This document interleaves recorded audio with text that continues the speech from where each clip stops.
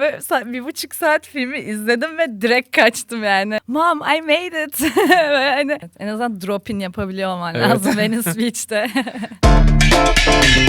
Efe Jonker'le Keşfet başlıyor. Bilge hoş geldin. Hoş buldum. Nasılsın? İyiyim, sen nasılsın? Ben de iyiyim. Seni tanıyalım.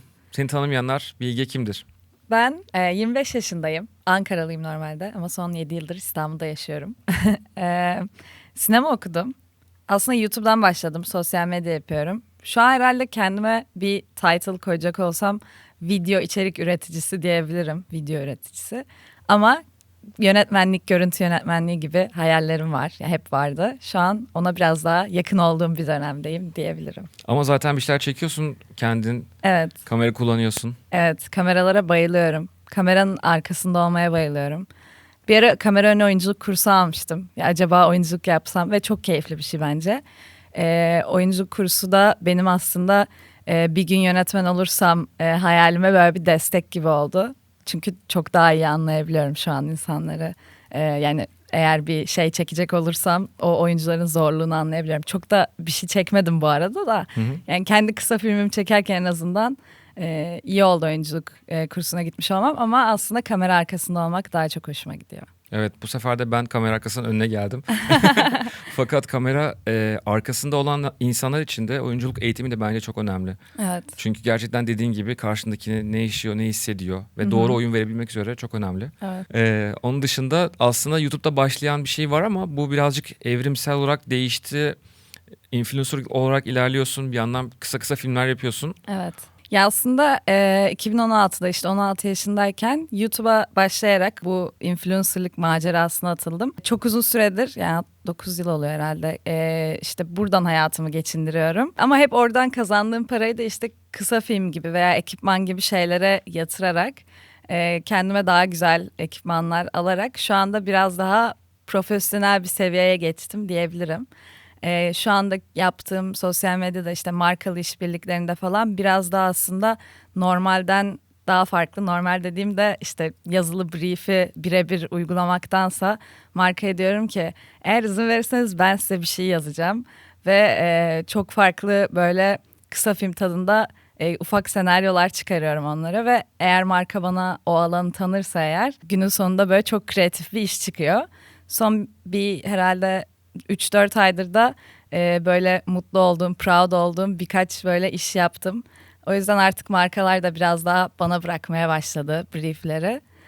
Ve kesinlikle öyle olması gerekiyordu bence. Çünkü ben tek düzelikten ve böyle kreatif bir şey yapmamaktan biraz kötü hissediyordum birkaç yıldır. O yüzden şu an biraz daha böyle dediğim gibi kısa film tadında şeyler yapmaya çalışıyorum sosyal medyaya. Hikayesi olan Aynen. filmler yapmaya çalışıyorsun. Evet. Bu yoğurdu yiyin değil de böyle bu yoğurdu şu yüzden yiyin gibi. Evet, değil evet, mi? Daha tatlı oluyor. kesinlikle. Ve insanların yorumları da bence ya da o markanın alacağı etkileşimi de çok daha farklı bir seviyeye çekiyor yani. Influencerlık aslında güzel, yani şu an seviyorum yaptığım işleri. Ama dediğim gibi bir noktada yine böyle görüntü yönetmenliği yaparım umarım. Bir gün uzun metraj bir filmim olur umarım gibi hayallerim var. Çok iyi. Aslında vizyoner markalar, ben de reklam yönetmeni olarak şunu seviyorum. Markaya işte şöyle bir şey daha eklemek istiyorum, böyle bir şeyler daha eklemek istiyorum dediğim zaman bir kısmı olur diyor, bir kısmı hayır kesinlikle olmaz, işte bunu istiyoruz. Sonra çaktırmadan yine çekip ekleyince ne güzel oldu diyorlar. Ama işte bunları markalara da öğretmek gerekiyor. Doğru yapıyorsun bence. Evet, kesinlikle. Özellikle bizim sektörde bence. Çünkü hani influencer marketing çok hızlı bir ivmeyle büyüdü zaten yıllardır. Ve bu çok güzel bir şey. Hani ben mutluyum bundan. Sadece herkes içindeki o kreatifliği kaybetti bence. Yani kimse eskiden mesela bana ben olduğum için, Bilge Su olduğum için iş gelirdi. Şimdi iş böyle ajanslara dağıtılıyor ve hani okey, target audience'ımıza uyan biri, bütçesi de buymuş. Tamam o zaman deyip yapıyorlar. Ama artık mesela benim biraz kendi içeriklerimi dönüştürmemle markalar şu anda bana yine Bilge Su diye geliyor ve diyor ki bunu sen yaz ve sen çek diye geldik sana diyor.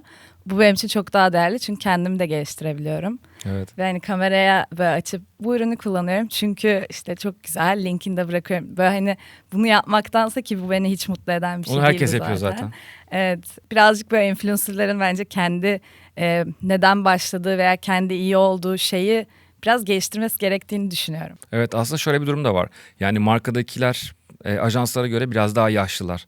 Çok yaşlı insanlar var markalarda. Markaların başına oturmuş 10 senedir, 15 senedir hep aynı şeyler, hep aynı moodda işler yapılıyor garanti olsun diye. Evet. Aslında büyük bir risk garanti olsun diye yapılan işler. Ya evet. Ajanslar daha genç ve daha dinamik oluyor. Fakat onların da headleri çoğunluğu çok yaşlı. Yaşlı olması sorun değil de kafa olarak genç kalması önemli yani. Evet. Yaşına kimse takılmıyor ama hala 90'lardaki 4'e 3 çekilen bir şeyin örneği geliyorsa gerçekten çok sıkıcı oluyor. Bu arada ben 4'e 3'e çok yani bayılıyorum ratio olarak. Ratio olarak çok keyifli ama Tüm içerik videolar. olarak güzel olmayabiliyor 90'lardaki klasik hep böyle garanti olan giriş gelişme sonucu çok konvansiyon olan bir yaratıcılık Evet. barındırmayan şeylerden bahsediyorum. Evet, evet. Ya zaten bence şu anda işte kameraların da böyle gelişmesiyle daha erişilebilir. Yani benim bir şu an sinema kamerasıyla aslında çalışabilmem bile şu anda çok güzel bir şey. O yüzden bence şu anda aslında globalde de bir sürü içerik üreticisi çok kreatif şeyler yapıyor. Sadece Türkiye'de çok örneğini göremiyorum ben. O yüzden ben de birazcık örnek aldığım insanlar hep globaldeki içerik üreticileri. Biraz da buradaki insanlara bakın böyle şeyler yapabiliriz de göstermek istiyorum. Ama dediğin gibi marka işin içine girince sektör reklamcılık olunca biraz daha böyle şey yapmak gerekiyor. Bana güvenin, bana inanın deyip sonucunu gördüklerinde wow oluyorlar zaten. Ve Evet. o yeniliğe bence ihtiyacı var çoğu şeyin, markanın. Aslında senin diğer influencer'dan sıyrılıyor olmanın sebebi de aslında bunları biliyor olup sinema mezunu olman, Evet. kompozisyon biliyor olman, bir Evet. hikaye anlatıcısı oluyor olman olabilir diye Evet. düşünüyorum. Yani var okuldan çok şey öğrendim söyleyemem ama reklamcılıkta çap yapmıştım. Reklamcılıktan çok şey öğrendim gerçekten. Ama sinema konusunda hep kendimi geliştirerek oldu yani. Hani bu rengi nasıl yaparım, bu açıyı nasıl yaparım işte vesaire vesaire. Teknik olarak kendimi çok geliştirmeye çalışıyorum hala. Biraz da ondan dolayı böyle daha iyi gidiyor bence benim için işler. Ben de reklamcılık mezunuyum aslında. Öyle mi? Evet, sinemayla yan dal yaptım. Onun tek avantajı sinemacı insanlarla, sinema seven insanlarla birlikte olmak. Yani sinema film çekerek, film izleyerek öğrenilen bir şey bence. Okulda öğrenilmiyor kesinlikle, katılıyorum söylediğine. Ve bir hikaye anlatmak kadar beni mutlu eden bir şey yok ya. Yani Şahane. sen mesela film çektin mi şu an kadar hiç? Ben çok çektim. Kısa filmlerim var. Reklamı niye tercih ettin? Evet, tabii ki geçinmek için reklamı tercih ettim. Anladım. Ama güzel işler olup dediğim gibi ajanslar pay verdiği zaman reklam çekmek, film çekmek kadar zevkli oluyor. Çünkü Evet. oradaki hikaye, birilerine dokunmak çok zevkli oluyor. Ama bir türlü operatör yönetmen dediğimiz bir şeye dönüştü şu anda. Ajans bir şey söylüyor, marka bir şey söylüyor. Tabii deyip o çekiliyor. O zaman böyle çok şey oluyorsun ya, yani yönetmenlik değil, hikaye anlatıcılığı değil bu. Ne Evet. bu diyorsun? Operatörlük oluyorsun yani. Hem de bir noktada şu an yapay zeka da korkutucu bir level'a geldiği için yani Evet. hani insan faktörünü ortadan kaldırdıklarında zaten hani yaratıcılık tam olarak nasıl hani devam edecek bilmiyorum. Bunu çok merak ediyorum şu an. Orada şöyle bir şey düşünüyorum ben. İnsanlar panikliyor. Ay elimden işimi alıyor falan diye. İşini alabilir ama vizyonunu alamaz yani. Sen yine bir şey üreteceksen o şekilde değil de başka şekilde üretirsin. Ve onları yanına atıyorum asker gibi dizebilirsin. Bir şey üretecekken ona yazdır, ona görselleştir. Sonra sen birleştirip bir şey yapabilirsin. Yani bence AI düşmanımız değil. Ben de kesinlikle o hiç kafadasın. korkmuyorum bu arada. Sadece merak ediyorum. Evet, çünkü çok yeni. Evet, herkes böyle şey yapıyor. İşte AI dediğin gibi işimizi elimizden alacak, herkes işsiz kalacak falan ama hiç buna inanmıyorum. Evet. Hep o insan X faktörünün yani hayatımızda herhangi bir dalda yani yani olacağına inancım tam. Umarım yani. Zaten yapay zeka işini elinden alıyorsa yani bir sorun sende galiba. Evet, diye bu arada. düşünüyorum yani. Çok doğru. Yani yapay zekadan farklı bir şey üretebiliyor olman lazım. Yani hala en azından mood board çizilirken belli çizerleri hala iş gidiyorsa, yapay zeka ile yaptık diye gelmiyorlarsa demek ki o kişinin de farklılığı var. Daha çok kişi yapıyorken daha az, daha öz, daha butik insanlar Evet. işlerini. Onların kaşeleri de yükseliyor bu arada. Daha da Doğru, tatlı oluyor. aynen. Ben şu an yapay zekaya mesela konu bir anda buna geçti. Güzel güzel devam edelim. Ben şu an yapay zekayı mesela kendi asistanım gibi kullanıyorum. Ve benim için o kreatif süreci çok daha hızlandırdı. Onunla bazen brainstorming yaptığımda her şey çok daha hızlı gidiyor mesela. Veya storyboard çizdiriyorum hızlıca. Ki kendim çizmeyi de çok seviyorum ama bazı şeyleri hızlandırması hoşuma gidiyor. Seni aslında tek başına bir takım haline getiriyor. Evet. Yani sen birinden bir şey isteyip bekleyene kadar ben bunu yaptırayım. Bu da bir işimin parçası olsun diye Kesinlikle. oluyor diye düşünüyorum. Evet. Onun dışında sana şunu soracağım. çalıştığın şu ana kadarki markalardan hangisinde seni şaşırtan ve seni çok mutlu eden bir deneyim yaşadın? Bunu isim vermeden anlatır mısın bize? Çok mutlu eden mi? Evet, mutlaka vardır. Ee, benim için bence en güzel şey beni gezdiren marka. Yani hiç bütçesi falan olmak zorunda değil. Beni desinler ki seni buradan buraya götürüyoruz. O yüzden Meksika'ya ve Kolombiya'ya gitmiştim bir markayla. Hı hı. O benim için en değerli şeydi. Yani ve oradayken, uçaktayken falan hep şey olmuştum. Yani. Mom, I made it. Böyle hani inanılmaz keyifli benim için. Hiç zaten yani yaptığım işi para için yapmıyorum. Ama eğer bundan para kazanabiliyorsam da dünyanın en şanslı insanıyım olarak bakıyorum. Ki o yüzden kendimi de çok şanslı görüyorum yani. Çünkü sevdiğim işi yaparak para kazanıyorum. O yüzden beni böyle yurt dışında hiç görmediğim yerlere, farklı kıtalara falan götürdüğünde markalar benim için yani paha biçilemez bir şey oluyor. Şahane. Peki böyle özellikle şu marka bana memnun olduktan sonra bana şunu yaptılar, hediye ettiler, atıyorum ne bileyim çok güzel bir mesaj attılar. Seni böyle etkileyen bir deneyimin oldu mu gezmekten başka? Yine aynı markayla çok güzel bir ilişkimiz oluştu zaten. Hiç orada da böyle büyük beklentileri yoktu markanın. Hani bana şey demediler. Buradan kesinlikle bir tane Reels, bir tane YouTube videosu çıkarmanı bekliyoruz gibi böyle şeylerle gelmediler. Ve o ilişkimiz de hala devam ediyor. Şu anda belki o markaya bir reklam filmi çekebilirim gibi bir noktaya geldi. Tam olarak hediye gibi bir şey değil ama onlarla influencer olarak değil belki yönetmen veya görüntü yönetmeni olarak bir iş yapabilecek olmam beni heyecanlandırıyor ve her doğum günümde bana sürekli hediye yolluyorlar. Çok iyi. Büyük büyük paketlerde böyle. Benim için bu mükemmel bir şey. Sanırım yine aklıma o geldi yani. Yani influencerlarla konuştuğumuz zaman herkesin hayali oyuncu olmak bir anlamda. Tamam belki böyle büyük bir şey değil ama bir yerde oynamak istiyorlar. Bana bu birazcık kolay kaçmak gibi geliyor. Eğitim yok, bir şey yok. Bir anda ben de oyuncu olayım. Çünkü influencer olarak bir beğeni alınıyor yani. Ya, evet, Sende onun olmaması çok hoşuma gitti. Çünkü herkes bir tarafa koştuğu zaman ve bir kişi farklı tarafa gittiği zaman değerli olan farklı tarafa giden kişi oluyor diye düşünüyorum. Zaten ya şarkı hani yapacaksın ya oyuncu olacaksın gibi böyle yerler var. Sadece güzel olduğu veya yakışıklı olduğu veya sadece kamera karşısında iyi durduğu için influencer olan bir sürü insan var. Evet, çoğunluk Zaten- öyle bence. Zaten o insanlar böyle çizgiler çiziyor hayatında bence. Bugün sabah bunu düşündüm ve şey de düşündüm. Bazı influencerlar bir şeyde gerçekten yetenekli olduğu için de influencer oluyor. Mesela ben. Yani biraz şey oldu. Yok, gayet çok doğru söylüyorsun. özgüvenli oldu ama. Doğru söylüyorsun bence. Sadece makyaj yapan veya bu güneş kremi, şu maskara diye göstermektense ya sen neyde iyisin ve hani hayatını nasıl geçireceksin? Ben bunu merak ediyorum mesela. Ya da çocuk yapıp bu sefer anne influencer oluyorlar. Ya benim için bu korkunç bir hayat bu arada. Mecburi influencerlık gibi yani orada bir durum. Evet ve sürekli tüketime şey yapan bir sektör zaten. Hani bunun içinde yer almak da beni her zaman iyi hissettirmiyor yani. O yüzden bence insanların biraz dediğim gibi böyle iyi makyaj yapıyor da olabilir bu arada. Onun içinde influencer olanlar var. Ama hani gerçekten neyde iyisin, ne keşfetmesi gerektiğini düşünüyorum insanların. Sadece şeydense çok takipçim var, markalar iş getiriyor, iyi para kazanıyorum. Ama günün sonunda mutlu musun gibi sorular yani. O yüzden... Özellikle kadınlarda çok fazla dediğin gibi makyaj, erkeklerde de otomobil üzerine sürekli şeyler çekiliyor. Çok iyiler var içlerinde ama biri yapıyor tutuyor, hepsi yanına böyle dükkan açıyorlar. Ve hepsi yani iyi olanı daha çok gösteriyorlar aslında. Bakın biz yapıyoruz, beceremedik, siz daha iyi yapıyorsunuzu gösteriyorlar. O yüzden mesela ben de podcast'i yapmaya karar verdiğim zaman kendi işinde böyle sıyrılmış olan insanları veya muhabbeti çok iyi olan ama muhabbeti çok iyi olan insanların genelde işleri genelde çok iyi oluyor. Şu ana kadar öyle geçti bölümlerimiz. Yaptığın iş ilişkilerini etkiliyor mu pozitif veya negatif anlamda? Güzel bir soru. Ya çok uzun süredir yaptığım için bence ben çoğu şeyi hayatımda artık oturttum. Yani ilk gelen sorular hep şey oluyor beni yeni tanıyan birine işte.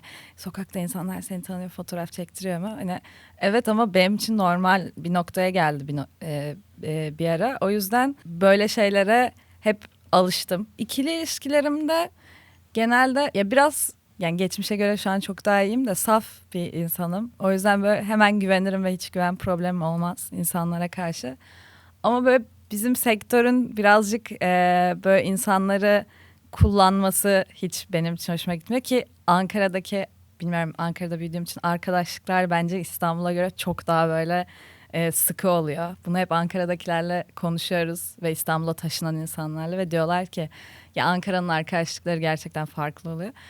Öyle bir yerde büyüdüğüm için de ve entertainment sektörü bir noktada hani o yüzden arkadaş edinme konusunda biraz zorlandım açıkçası. Kendi işimi yapan arkadaş edinme konusunda, influencer arkadaş edinme. O yüzden böyle insanların biraz samimiyetsizliği beni rahatsız ediyor açıkçası ve kimseye tam olarak güvenemeyeceğimi birkaç kere hani gördüm.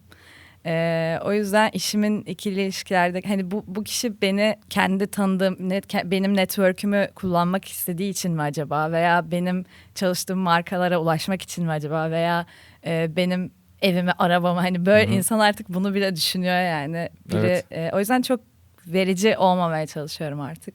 Ankara ile ilgili şöyle bir gözlemim var. Acaba doğru mu diye düşünüyorum. Ankara'da sinemacılar çok iyi. Müzisyenler çok iyi. Sürekli hava kötü. Biraz İngiltere gibi. Herkes kapanıp bir şeylere sarmaya Evet. çalışıyor. İstanbul'da çünkü yani sıkılmana imkan yok. Evet. Yani sürekli yani sabah 5'te çık bir yere. Bir yerde mutlaka ya bir set var ya bir yerde konserin final anı var. Bitmiyor, Evet. yaşayan bir şehir. Evet. Ama Ankara böyle festival için falan gittiğim zaman da böyle hep soğuk böyle. Herkes bir köşede. Evet. Herkes kendi işiyle uğraşıyor. Doğru mu düşünüyorum acaba? Bence doğru Dayanışma o yüzden düşünüyorsun. belki yüksek oluyor olabilir yani. Kesinlikle. Yani çünkü çok yapacak bir şey yok. Bir de bence ilk söylediğin cümledeki gibi Ankara'dan çıkan sanatçıların işinde iyi olmasının nedeni bence şehrin o durgunluğu ve çok bir şey sana sunmayışı seni bir noktada sıkılmanı hani sağlıyor ve bence çoğu kreatif şey de sıkıldığın anlardan çıkıyor. Kesinlikle ya. katılıyorum. Şehir sana o kadar ilham vermiyor ki bazen. Hani şey oluyorsun böyle ilham alıyorsun gibi bir şey oluyor. Öyle bir zıtlık bence var Ankara'daki sanatçılarda. Ama mesela şu an Ankara'da asla yaşayamam. Çünkü Değil mi? benim için şu an yaşayacağım şehrin bana mutlaka ilham vermesi gerekiyor yani. O yüzden Ankara'ya maksimum 4 günlüğüne gidebiliyorum. Sonra hemen geri kaçıyorum yani. Peki yurt dışı düşünüyor musun? Orada yaşamayı falan, Amerika veya Avrupa, belki Uzak Doğu. Yani bir yıl Erasmus yaptım Hollanda'da ve çok güzeldi. Çok sık gidip geliyorum Hollanda'ya zaten. Ve kesinlikle bir ara yurt dışında yaşamak isterim açıkçası. Bir ara master planlarım vardı ama çok pahalı diye vazgeçtim. Londra istiyordum. Şu anda böyle ilerisi için tam olarak böyle hani kesin yaşarım diyebileceğim bir planım yok açıkçası.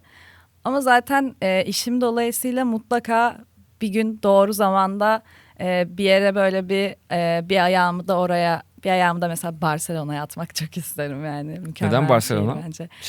Tarihi olan şehir için belki. Ya ben çoğunlukla Avrupa'yı gezdim. Ve Avrupa'da en sevdiğim şeylerden biri Amsterdam, Barcelona ve Paris oldu tabii ki. Ama Barcelona'nın bana havası, kültürü çok daha Paris ve Amsterdam'dan samimi ve sıcak geliyor. Gerçekten havası da öyle. Amsterdam'a da bayılıyorum, listemde 2. sırada ama bilmiyorum işte kaykaycılar, ben de kaykay kayıyorum. Ha. Evet, ya da denize mi girmek istiyorsun, gidip girebilirsin.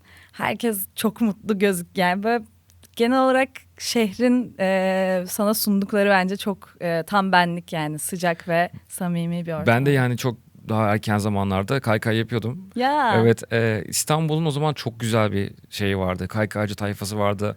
Birbirleriyle tanışıyorduk, ediyorduk, böyle beraber bir yerlere Skateboard gidiyorduk. mu? Evet. Wow. Longboardlar çıktı sonra, daha Türkiye'ye gelmemişti. Biri bir getiriyor böyle. Herkes kafayı yiyordu böyle. Çünkü o zaman hiçbir yerde göremiyorduk yani. Evet. Bu arada kültür olarak şu an Türkiye'ye o konuda çok üzülüyorum yani. Evet. Büyük Hiç kayıp. skate park yok, hiç. 2 hafta önce Rusya'daydım mesela. Her yerde skate park var ve mükemmel skate parklar yani. Burada insanlar böyle okey, kültürde bir noktada o hani kaldırımda falan hareket yapıyorsun ama Türkiye'de yapılan skate parkların çoğu mühendislik olarak yanlış zaten. Hani ya bir kültür var ama onu asla desteklemiyorlar. O beni çok üzüyor yani. Skateboard parkları birazcık şeye dönmüş durumda. Aile partisi yapılıyor böyle, herkes Kalamış. yani mangal Hava- yapan var skateboard parti Hava şeyinde. güzelse ve hafta sonuysa Evet. mesela yani asla orada sadece çocuklar oluyor. Ve sonra mutlaka onlara biri çarpıyor ve ağlıyorlar ve gidiyorlar. Ama orası skate park yani. Çocuğunun koşturup rampadan böyle yüzüstü Kayacağı yer kayacağı değil. bir yer değil yani. Ben 23 yaşında Los Angeles'a taşınmıştım. Wow. O zaman tabii ekonomi mükemmeldi yani, dolar 1.90 belki 1.50 falandı. Yıl kaç? 2008. Okey. O zaman şöyle bir şey olmuştu. Ben Venice Beach'e gittim ve Venice Beach'te orayı bir gördüm.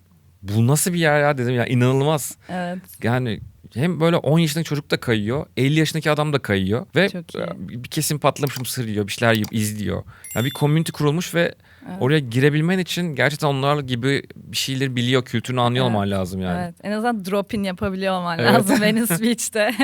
Venice Beach'in o şey yani çok eskiden beri var ve çok güzeldi yani. Evet. Zaten Hayran onların kalmıştım. yarattığı bir kültür aslında yani kaykay. Ben de çok isterim gidip görmek. Ve Kaykay drop-in- markaları da bu arada Los Angeles'tan, Venice'ten, işte Kaliforniya'dan çıkan çoğu markalar Evet. oradan zaten. Aynen.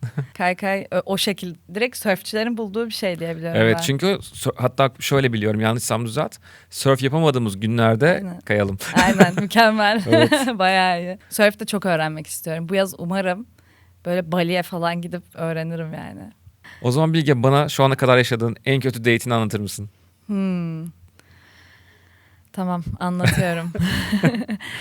Ben yurt dışında yaşarken çok fazla dating app kullanıyordum. İnsan tanımayı seven biriyim yani. O yüzden hep böyle benim için ilginç. Yani dating app hem eğlenceli, biraz garip bir kültür ama yani heyecanlı. Yani hiç tanımadığın biriyle bir masaya oturuyorsun yani falan.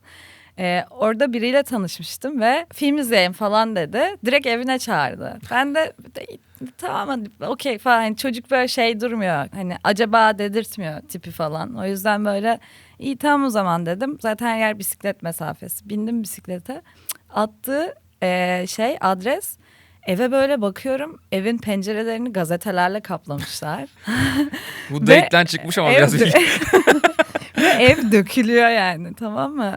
Numarasına bakıyor. Bir anda böyle kalbim atmaya başladı. Arkadaşlarıma yazdım direkt, hani böyle bir durumun içindeyim şu anda. Ne yapayım, zili çalayım mı yoksa direkt kaçayım mı falan diye. Neyse sonra zili çaldım. Evin içi çok kötü bir halde. Çok kötü bir halde. Ve 1,5 saat filmi izledim ve direkt kaçtım yani. Ve böyle yere, yani hiçbir yere dokunmadım bile. Çok korkunçtu. Aşırı korkunçtu. aramızda hala olmanı çok sevindim şu anda. Aynen. Kendimi arada böyle durumların içine sokuyorum. Ama eğlenceli. Şu an Yani- sevgilim var ama o yüzden. Ben 20'lerimdeyken yani bizim jenerasyonda şöyle bir şey vardı. Birini görüp beğeniyordun ve gidip konuşuyordun, bir şey ısmarlamak istiyordun. Çok netti. Hiç dating app kullanmamış biri olarak çok... Şu an hiç kullanmadın mı? Yok, hiç kullanmadım. Bayağı eğlenceli bir şey. Deneyeyim mi bilmiyorum. Yani böyle, macera yani. Evet. Ya bilmiyorum yani o dating app'lerde gördüğün kişi herhalde kafanda bir şekilde bir karakter oluşturuyorsun diye düşünüyorum. Ama öbürünü gördüğün kişi direkt karşında ve solid olarak oturuyor ya da yürüyor neyse. Evet. O bana hala çok rock'n'roll geliyor yani. Bence de kesinlikle. Ben mesela bir gün şey yapmak çok istiyorum. Umarım onu yapabilecek özgüvende olurum.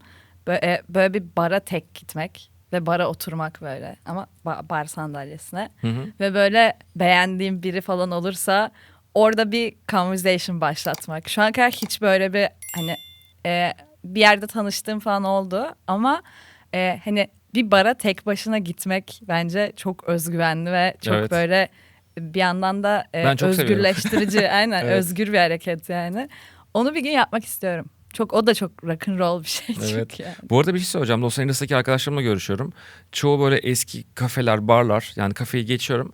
Barlar, gece mekanı kapanmaya başlamış. Ya Evet, sebebi de bu dating app'ler. Çünkü eskiden insanlar gidip orada tanışıyorlardı. Şimdi orada öyle bir yer yok. nasıl yani? Çünkü yani gece kültüründe artık kimse kimseyle tanışmıyor. Belki işte tanışmadan konuşmak istiyor insanlar diye düşünüyorum. Hani acaba manyak mı, deli mi, belki hani Ama mesela senin kadar cesaretli olmayabiliyor insanlar.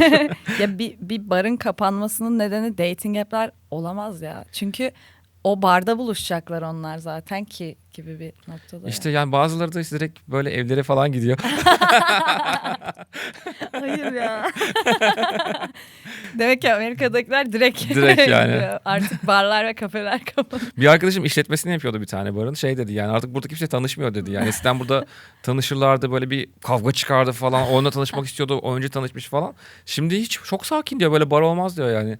Ve tansiyon da kalmadı diyor. Hani heyecan kalmadı yani. Evet, değişikmiş. Hiç bunu yani hiç bundan dolayı barların işinin etkileneceğini düşünmemiştim. Yani barlar belki hani birazcık şeyden kurtarıyor, hani bir live müzik oluyor, bir şeyler çalınıyor Tabii ama canım, night club'lar, yani gece kulüpleri bir amacı böyle ayrı ayrı localar artık her yerde. Hani bir kesim bir yerde eğleniyor. Yani ayrılmış bölümler şeklinde. Kimse kimseyle Evet. tanışmıyor. Evet. Masalara gitmek falan, biri duruyor orada falan. Kapı Evet. açılıyor. Clubbing'in bence Z jenerasyonu biraz farklı beklentilerde. Daha mesela festivalleri tercih ediyor. Evet. İşte şu geliyormuş, duydun mu, hemen bilet alıyorlar falan. Ben öyle değilim ama ben hala gece çıkıp eğlenmeyi çok seviyorum arkadaşlarımla. Ama mesela işte İstanbul'a ilk gelmeden önce Reyna'yı mesela çok merak ediyordum. Buraya koyabilir misin bilmiyorum da. Koyarım, sorun değil. Oraya gitmek hayalim falan da, o eskilerin o Ama bilmiyorum, magazinden tam- çok babalandı orası yani. Hani kapıya bir ünlü gidiyor, bunu giremez. İşte bu giremedi falan. O da bir haber oluyordu yani. Ya böyle o bilmiyorum, herhalde mesela 1990 doğumlu olmak isterdim onu yakalamak için falan. Yani benim hatırladığım, şu anda sen söyleyince direkt aklıma gelen, Cem Özer'i Reyna almamıştı mesela. O çok büyük bir haber olmuştu yani. Ve hala 2025'teyiz. O kafamda kaldı yani. Çok gereksiz bir bilgi ama. O clubbing bence çok kesinlikle yakalamak istediğim bir dönem, o dönem. Ama şu anda da var tabii ki de. Biraz jenerasyonun dediğim gibi beklentileriyle bence değişiyor. Biraz underground oldu. Eskiden böyle Evet. daha böyle deniz kenarı bir şeyler daha Aynen. farklıydı. Şimdi popüler olan mekanlar, yani daha gençlerin gittiği yerler, sahil kenarı değil de daha böyle underground mekanlar. Daha Evet. full DJ olan. Evet, kesinlikle. Sahil kenarındakiler zaten bambaşka bir şeye dönüştü. Evet, yani. orası çok başka bir şey dönüştü.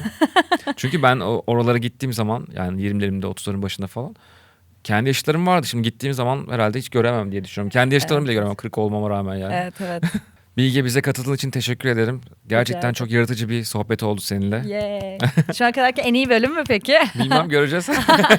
Bence en güzel bölümlerden biri oldu. Diğer arkadaşların hakkını yiyeyim ama sen de çok eğlendim. Yorumlara şey yazacaklar, ne kadar kendini beğenmişim. Öyle olmadığını buradan söyleyeyim şimdiden. Herkesin kafası rahat olsun. Teşekkür ederiz izlediğiniz için. O zaman görüşmek üzere. Görüşürüz.